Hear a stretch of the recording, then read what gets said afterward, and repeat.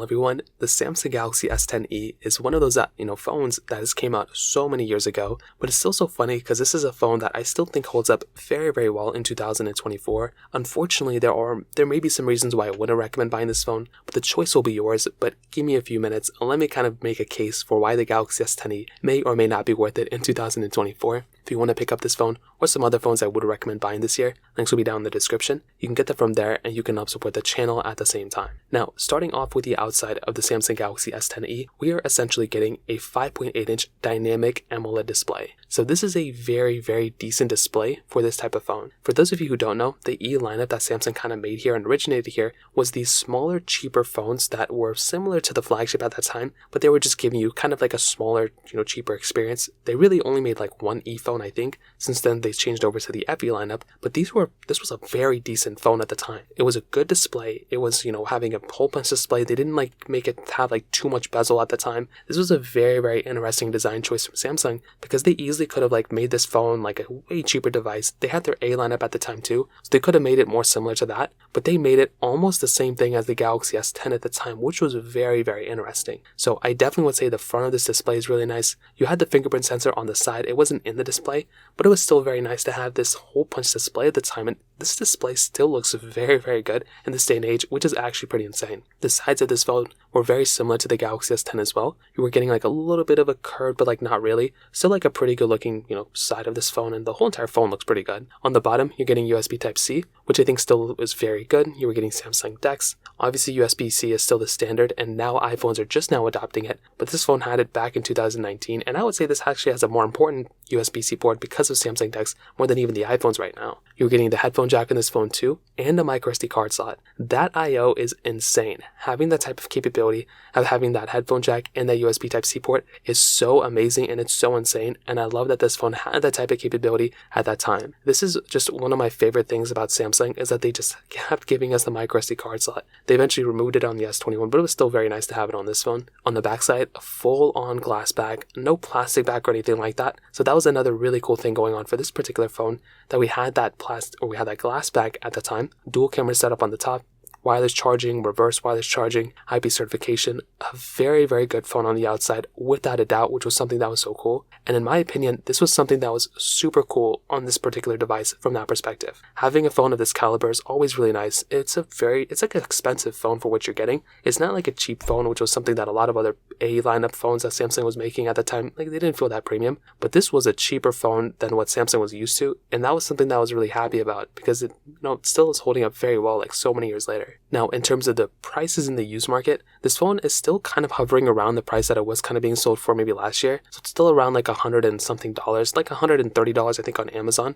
So to the average person, that might look like a really good deal, and I would probably tell you this is a pretty safe phone to buy if it was still supported with software, so kind of keep that in mind. But I do think for the average person, you might want a phone that might be still a little bit more supported with software. But this phone, for $130 might seem like a good deal. So the price of this thing is still, like I said, about the same thing it was last year. So it hasn't really gone down or up in price. It's just kind of hovering around the same thing that it was last year. So just kind of keep that in mind. In the camera side of things, this was a very interesting thing that Samsung did here, because this camera was a big upgrade coming from the Galaxy S9, and it was very similar to the Galaxy S10. So you were getting that 12 megapixel wide and then a 16 megapixel ultra wide camera, and then a 10 megapixel wide angle camera on the front. You were still getting 4K at 60 on the front and the back of this phone, which was genuinely very good. And this was a very good idea from Samsung for not giving us a terrible camera or anything like that on this particular phone. I think Samsung did a tremendous job on this particular phone's camera, which again was super nice. I felt like this was a very good camera at that time, and even nowadays it still actually takes some really good photos and videos. Because this thing ended off on Android 12, you were actually getting a lot of features that Samsung didn't even debut on this phone in terms of the camera when it first came out on One UI 1, all the way up to Android 12, which was very cool. Lots of cool improvements, and I will definitely tell you, from a camera standpoint, still a decent camera. Am I sad that this thing didn't get an ultra wide or didn't get a telephoto lens? I mean, kind of, but you have to remember that phones like the iPhone 15, 14, 13, 12, 11, even the 11 that came out this year only had ultra-wide cameras, and this phone is more in line with those phones rather than the pro models of those years. So when you look at the Galaxy S10, that's more of a pro competitor. This one is more of the, baseline iPhone, competitor, if I'm being honest. So that right there is another big thing to keep in mind. I'm a big fan of this camera. As always, within Androids, the camera quality in the social media apps aren't really that great, but in other apps, like the stock camera app, is still very decent in my opinion. So that right there, another thumbs up from me. Now, in terms of the software and longevity, I did hit on the software a little bit throughout this video, and the problem I would say that we're kind of getting in the software side of things on this phone is that it's not really supported with software anymore. Like, it's still getting some security updates here and there, but like, it's not really a phone that's going to be getting software support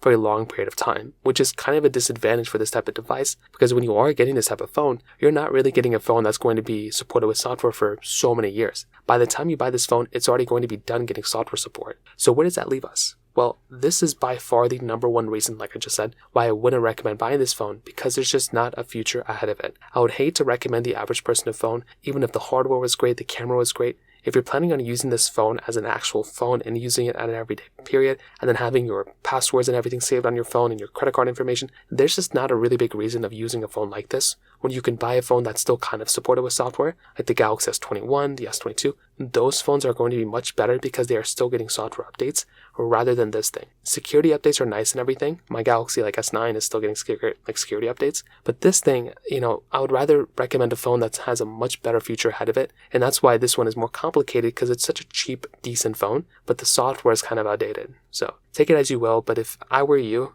I probably wouldn't buy this phone if it's not going to be getting software updates. I would much rather buy a phone that's still kind of supported, like the Galaxy S21 or like newer than that. So keep that in mind. It's kind of sad, but that's kind of how these things go. In terms of performance, you are getting that Qualcomm Snapdragon 855 chipset inside with 6 gigs of RAM on the base model, but it does go up to 8 gigabytes of RAM. Now, the performance of this phone was basically the exact same thing as the Galaxy S10 at the time, which is actually pretty insane. So when you actually kind of take a look at it, you're getting a phone on the Galaxy S10 that is essentially the same type of performance as the Galaxy S10e. So it makes you think, like, why even buy the S10 if the S10e is so similar to it? But there are lots of reasons why the S10 is better. But the S10e's performance is still actually decent. For standard games and standard things you're going to do with that type of phone, you're actually still going to be getting a pretty decent experience from the Galaxy S10e. So for basic things like phone apps, messages, Snapchat, TikTok, Instagram, you're going to be getting kind of like, I wouldn't say a laggy experience, but it's going to be more noticeably slower than the modern phone because of the lack of 120 Hertz, and because a lot of these applications are much heavier than the 2019 versions of these apps,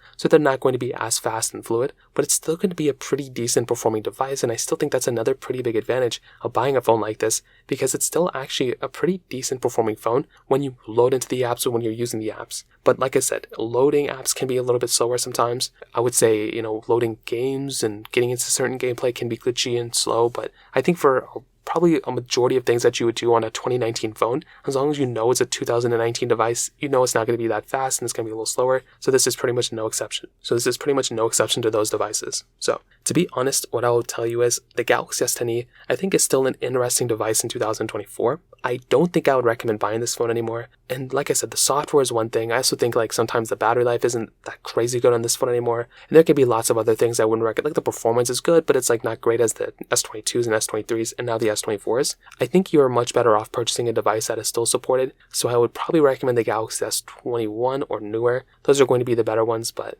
I would still say the S10e is still a legendary phone. I like that Samsung made this phone, and I think it's held up very well throughout the last couple of years. But like I said, I think the S21 is probably the one I'd recommend a majority of people to buy. So that kind of covers it up there. If you have any other thoughts or questions, let me know in the comment section below. Hit the like button, but definitely hit that subscribe button. More importantly than everything else, I love every single one of you guys. Hopefully I'll catch you guys in the next video. Peace out till then.